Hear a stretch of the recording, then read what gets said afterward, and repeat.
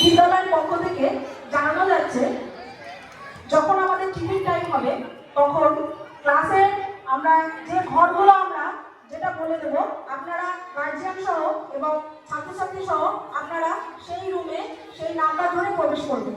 এক একজন ক্লাসের জন্য এক একটা ক্লাসের জন্য আমরা এক একটা ঘর দিয়ে দেবো।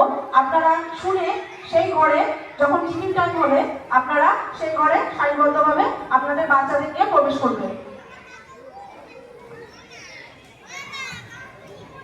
চলছে আমাদের ছোট্ট ছোট্ট প্রি নার্সারি একদম ছোট্ট স্কুলে তাদের বলছড়া প্রতিযোগিতা।